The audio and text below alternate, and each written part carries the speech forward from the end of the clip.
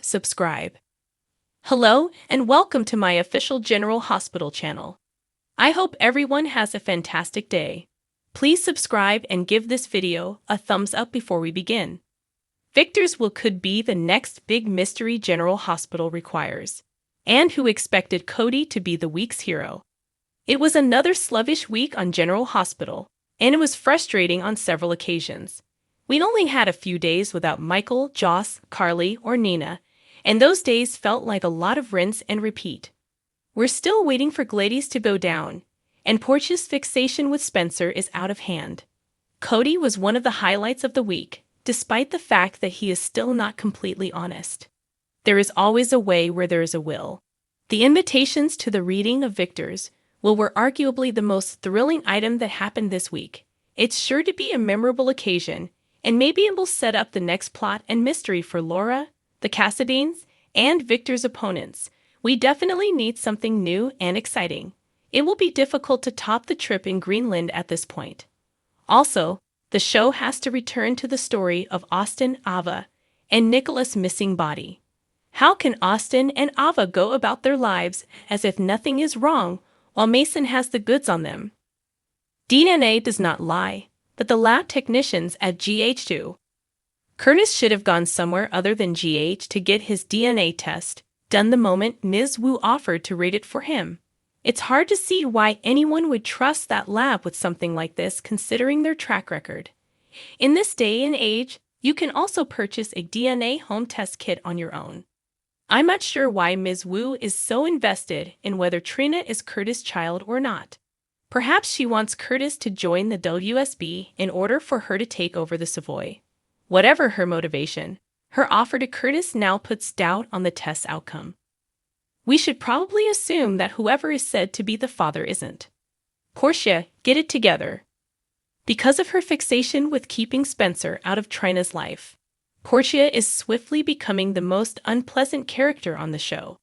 Pushing Trina on this will just push her further away from her mother, according to Ava, Curtis, and Taggart, but she doesn't appear to be listening.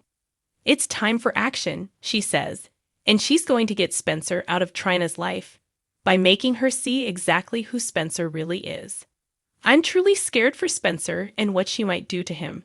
I enjoy Taggart chastising Portia for focusing on Trina when she should be focusing on the damage she's done to her marriage. You inform her. Cody comes to the rescue. Haven's treatment of Sasha, piping a sobbing infant into her headset on live TV, was heinous.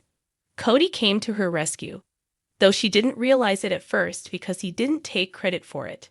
Cody gets points, and he helped her in the most amusing way possible, threatening to streak and having the best line of the week.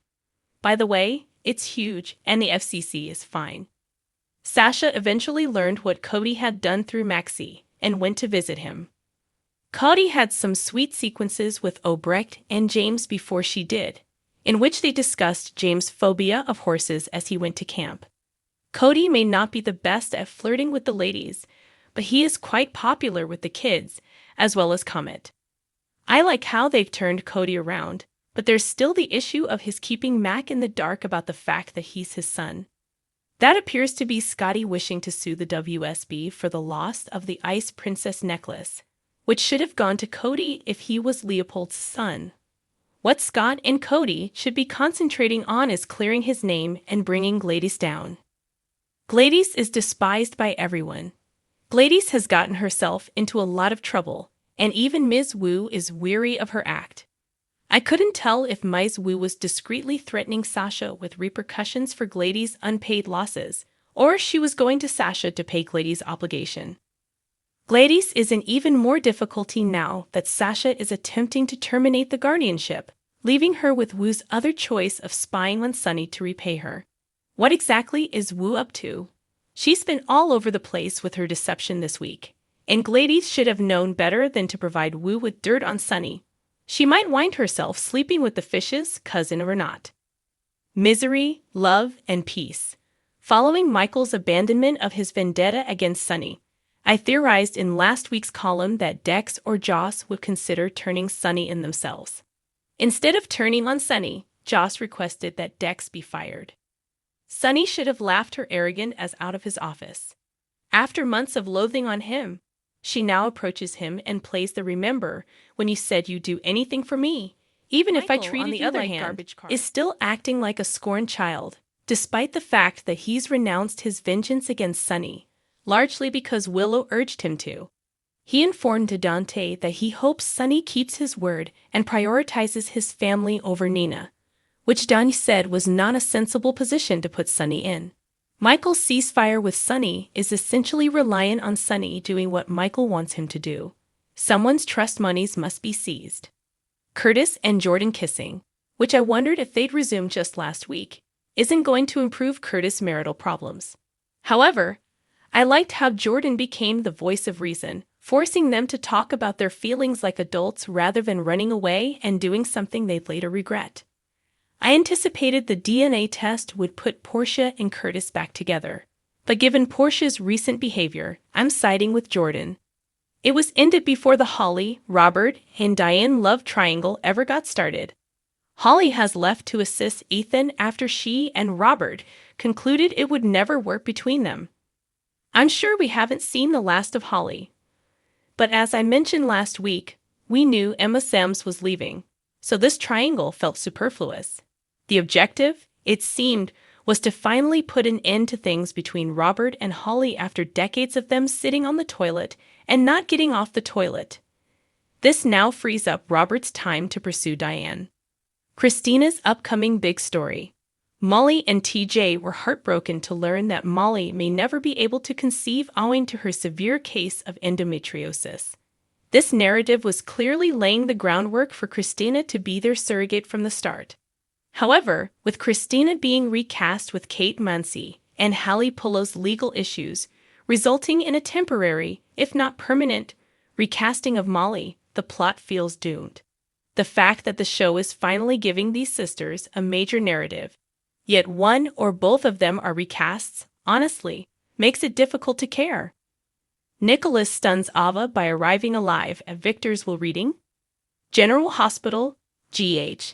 Teasers indicate that Nicholas Cassadine, as played by Adam Huss, may make an unexpected cameo at a crucial Cassadine family event. Now that Victor Cassadine, Charles Shaughnessy, has died, it's time for everyone to gather and hear his final wishes. Spencer Cassadine, Nicholas Chavez, voiced concern to Trina Robinson, Tabiana Ali, because he is familiar with Victor's methods. Victor was the type of guy who planned out every possible scenario, knowing that this would be his backup plan if his main plan failed. Spencer is frightened about Victor's final vengeance and what may be revealed in this will. Victor, being such a wild card, is likely to have a few tricks up his sleeve, even after death. However, it could be a different Cassadine who shakes up this gathering, which will be hosted by Laura Collins, Ginny Francis, from May 29 to June 2. Laura received her own invitation and will undoubtedly be curious to learn if Victor has any final drama to unleash. Of course, we can't help but think that this would be an excellent time for Nicholas Cassadine to make a comeback and mix things up. After all, there will be a lot of familiar faces in one place, so this could be a good time to introduce a Nicholas recast and have him connect with everyone. If the show has found a new actor to portray the character, this may be the debut of the new Nick. Adam Huss, on the other hand, wowed fans when he stepped in for Marcus Coloma and completed Nicholas' final run. If the program liked Huss enough to offer him the character permanently, they could reintroduce Nick to the canvas in this manner. We should mention that around the time of this will reading, GH spoilers suggest Ava and Austin Gatlin Holt, Roger Howarth, will be interrupted, leaving Ava very stunned. Ava might bring Austin to the will reading for moral support, only to be surprised when Nicholas shows up alive. If Nicholas has healed sufficiently to expose his face, he may easily break out of his coma off-screen and unveil himself. Naturally, Nicholas would be taking a significant risk because he could face charges for Esme Prince's Avery Pole detention. Still, if Esme was able to elude justice, Nicholas may be convinced that he can too.